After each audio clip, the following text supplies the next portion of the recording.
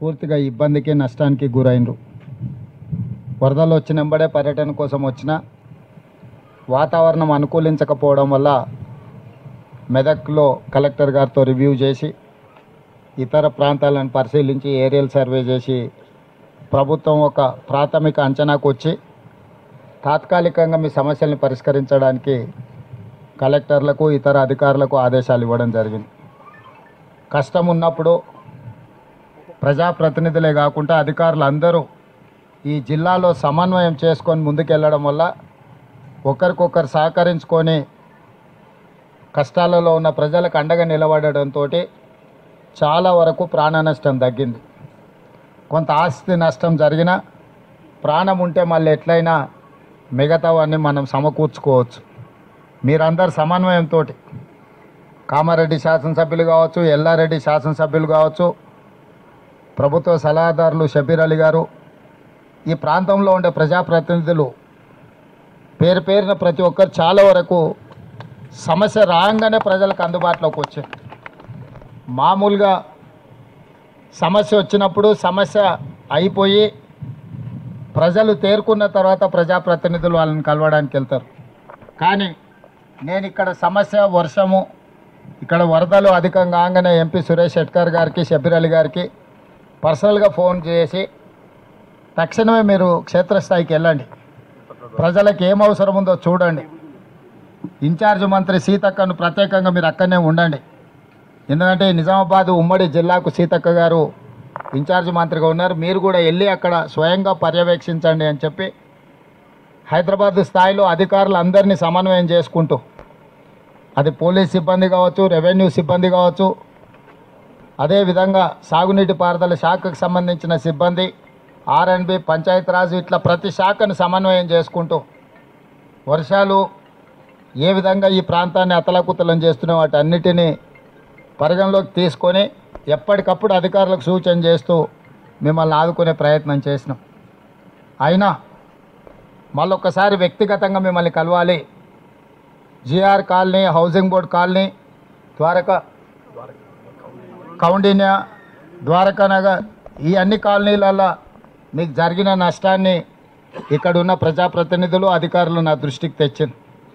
నేను మీకు ఒకటే మాట ఇస్తున్నా, కలెక్టర్లకి ఇతర అధికారులకు నేను ఆదేశాలు ఇస్తున్నా, పూర్తి స్థాయిలో జరిగిన నష్టాన్నే కాదు, మళ్ళీ ఇలాంటి విపత్కర పరిస్థితి రాకుండా ఉండాలంటే శాశ్వతంగా ఏ విధంగా పరిష్కరించాలి.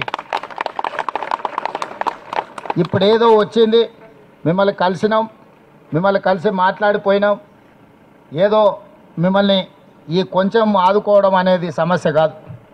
మహేష్ గౌడ్ గారు నాకు హెలికాప్టర్లు వచ్చేటప్పుడు చెప్పిండు, మీరు ఇది శాశ్వతంగా ఏదైనా పరిష్కారం చూపించాలి సీఎం గారు. మాకు పాత ఉమ్మడి నిజామాబాద్ జిల్లాలో కామారెడ్డి చాలా ముఖ్యమైన ప్రాంతము, ఇక్కడ ప్రజలలో చైతన్యం ఉంటుంది, మనం ఏం చేసినా వాళ్ళు గుర్తుపెట్టుకుంటారు, గుర్తిస్తారు, మీరు చేయాలని మహేష్ గౌడ్ గారు చెప్పిండ్రు. అందుకే ఈరోజు రోజంతా మీకోసం కేటాయించి ఇక్కడికి వచ్చి మిమ్మల్ని కలిసి మళ్ళీ కలెక్టరేట్లో అన్ని రివ్యూలు తీసుకుంటాను. మీకు ఒకటే మాట ఇస్తున్నాం, ఆడబిడ్డలందరూ కూడా చాలా సమస్యలు చెప్పిండ్రు, మీ సమస్యలకు శాశ్వత పరిష్కారం చూపించడానికి ప్రభుత్వం 100% పనిచేస్తుంది. అదేవిధంగా మా మున్సిపల్ చైర్పర్సన్ చెప్పిండ్రు, ప్రైవేట్ స్కూళ్ళల్లో చదువుకునే పిల్లలకు కూడా పుస్తకాలన్నీ నానిపోయినాయి, బడికి పోతలేరు, వాళ్ళ సమస్య కూడా అని. అందుకే కలెక్టర్ గారికి తక్షణమే ఆదేశాలు ఇస్తున్నా, మీ కంటింజెన్సీ ఫండ్స్ నుంచి ఇమ్మీడియట్గా ఈ ప్రైవేట్ స్కూల్స్లలో ఉండే పిల్లలకు కూడా స్కూల్ బుక్స్ కానీ లేకపోతే నోట్ బుక్స్ కానీ ఏమేమి ఇవ్వగలరో వాటిని ఇవ్వండి. స్థానికంగా ఎవరైనా దాతలు ముందుకు వస్తే కూడా, ఎందుకంటే ఈ ప్రాంతంలో బీడీ ఫ్యాక్టరీలు ఉన్నోళ్ళు, ఇతర ఫ్యాక్టరీలు ఉన్నోళ్ళు, శ్రీమంతులు ఉన్నారు, వాళ్ళకి ఏమైనా సాయం చేద్దామన్నా ఏం సాయం చేయాలో వాళ్ళకు కూడా అర్థం కాదు. అంటే ఏదైనా వాళ్ళు నిజంగా కష్టాలు ఉన్నప్పుడు ఈ ప్రాంత ప్రజలకు, ఎందుకంటే ఈ ప్రాంతంలో బీడీ కార్మికులు ఎక్కువ, ఈ బీడీ పరిశ్రమలు ఉన్నోళ్ళు వీళ్ళందరికీ పేదలకు సాయం చేయాలని కోరుకుంటుంది. కానీ ఎక్కడ చేయాలి, ఎవరికి ఇవ్వాలి, ఎవరికి ఇస్తే ప్రజలకు చేరుతావో చేరవో వాళ్ళకి అనుమానం ఉంటుంది. అందుకే కలెక్టర్ గారికి, ఎస్పీ గారికి నేను సూచన చేస్తున్నా, ఈ ప్రాంతంలో ఉన్న పరిశ్రమలు కొన్ని ఫార్మా కంపెనీలు దగ్గరగా ఉన్నాయి, ఫార్మా కంపెనీలు కొన్ని అందుబాటులో ఉన్నాయి, బీడీ పరిశ్రమలకు సంబంధించిన వాళ్ళు ఉన్నారు, వాళ్ళతో మాట్లాడి ముఖ్యంగా విద్యార్థులకు ఇన్ఫ్రాస్ట్రక్చర్ రిపేర్స్, రెనోవేషన్స్, రిస్టోరేషన్ ప్రభుత్వం చూసుకుంటుంది. కానీ పాఠశాలల్లో ఉండే పిల్లలకు లేకపోతే కాలనీలలో ఉండే మరీ పేదలకు అవసరమైన కమ్యూనిటీ హాల్స్ కానీ ఇతరవి ఈ సిఎస్ఆర్ ఫండ్స్ వాళ్ళతోనే అడిగి వాటిని కూడా చెప్పండి. ముఖ్యమంత్రి గారు ప్రత్యేకంగా సూచన చేశారు, మీ సహకారం తీసుకోమన్నారని చెప్పి ఆ పరిశ్రమలకు సంబంధించిన వాళ్ళను మీరు ఒక ప్రత్యేక సమావేశం పెట్టండి. ఎమ్మెల్యే గారిని, షబ్బీర్ అలీ గారిని పిలుచుకొని కూర్చొని, ఎంపీ గారిని పిలిచి వాళ్ళని కూడా పిలిచి కూర్చోబెట్టి వాళ్ళతో కాస్త చర్చించి ఇక్కడ ఉన్న సమస్యలు, ఎందుకంటే వాళ్ళ వ్యాపారాలన్నీ ఇక్కడనే ఉన్నాయి, వాళ్ళకు కూడా ఇక్కడ ప్రజలకు సాయం చేస్తే మంచి పేరు వస్తుంది, ఇక్కడ ప్రజలు కూడా వాళ్ళకి సహకరిస్తారు. ఒక చిన్న రివ్యూ మీటింగ్ పెట్టుకొని వాళ్ళని పిలిచి వాళ్ళు ఏం సహాయం చేస్తారో చూడండి. మిగిలిన సహాయం ఎంత కావాలన్నా ప్రభుత్వం వైపు నుంచి మనం అందిద్దాం. మీరు దేనికి వెనకకు పోకండి.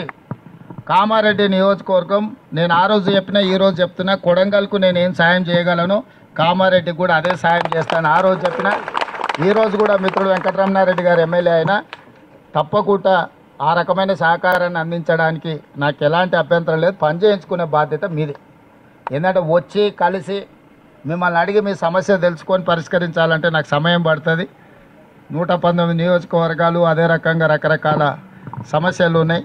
కామారెడ్డికి ప్రత్యేకంగా సహాయం అందించడానికి నేను ఎప్పుడు ముందుంటా. మీ కష్టాలల్లో మీకు అండగా నిలబడడానికి ఉంటా. అందుకే ఈరోజు ప్రత్యేకంగా ఇక్కడికి వచ్చిన కలెక్టర్ గారికి ఇప్పుడు సమీక్ష చేసిన తర్వాత నేను ఆదేశాలు ఇస్తా.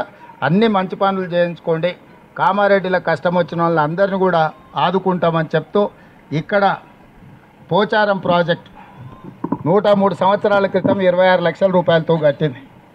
ఇంత వరద ఉపద్రవం వచ్చినా తెగకుంటుంది.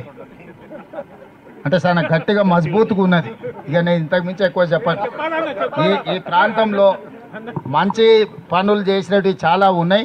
అదేవిధంగా మీకు చెరువులు కానీ కుంటలు కానీ తెగిన వాటిని రిపేర్ చేపిస్తాం, తెగిన రోడ్లను రిపేర్ చేపిద్దాం. అదేవిధంగా నష్టం జరిగిన వాళ్ళకి చేద్దాం. లేని పూరు గుడిసెలు ఉండి ఇల్లు కూలిపోయిన వాళ్ళు ఉంటే ప్రత్యేకంగా హౌసింగ్ స్కీమ్లో కూడా వాళ్ళని ఇంక్లూడ్ చేయండి కలెక్టర్ గారు. మనం ఈ ఫ్లడ్ డ్యామేజెస్లో కూడా మనం కొన్ని ఇండ్లు ఇవ్వచ్చు అదనంగా ప్రత్యేక కోటా కింద. అట్లాంటి పేదవాళ్ళు ఉంటే కూడా వాళ్ళని ఇచ్చేయండి. చనిపోయిన కుటుంబాలు ఎవరున్నా 5 లక్షల రూపాయలు తక్షణమే ఇచ్చేయండి. ఒకవేళ విడుదల చేయండి, విడుదల చేయకపోతే ఎంబడే విడుదల చేయండి. పశు సంపద నష్టపోయిన వాటికి కూడా ఎంబడే తక్షణమే ఇవ్వండి. ఇళ్లకు నీళ్ళు వచ్చినప్పుడు మనం దాన్ని ఆదుకోవడానికి ఇచ్చే నగదు కూడా అన్ని కుటుంబాలకు వచ్చినాయా లేదా వాటి అన్నిటిని కూడా మీరు చూసుకొని వాళ్ళందరికీ కూడా, ఇంకెవరైనా మిస్ అయితే కూడా వాళ్ళందరినీ కూడా మీరు పర్సనల్గా మళ్ళీ ఒక్కసారి ఆ కాలనీలు విజిట్ చేయించి వాటన్నిటిని కూడా చేయండి. వాళ్ళు ఏదో రిప్రజెంటేషన్ ఇస్తా అంటారు, వెళ్ళేటప్పుడు తప్పకుండా తీసుకుంటే తొందరపడకండి. మళ్ళీ కలెక్టర్ ఆఫీస్లో పూర్తి స్థాయిలో సమీక్ష చేస్తా. కలెక్టర్ ఆఫీస్కి వచ్చిపోతే సార్ వచ్చిండు, అధికారులను కలిసిండు పోయిండు అంటారు. మళ్ళీ అందుకోసమనే కాలనీలకు వచ్చి ఆడబిడ్డలు కలిసి వాళ్ళ సమస్య కనుక్కున్నా తప్పకుండా వీటన్నిటిని కూడా పరిష్కరించే బాధ్యత ప్రభుత్వం తీసుకుంటుందని తెలియజేస్తూ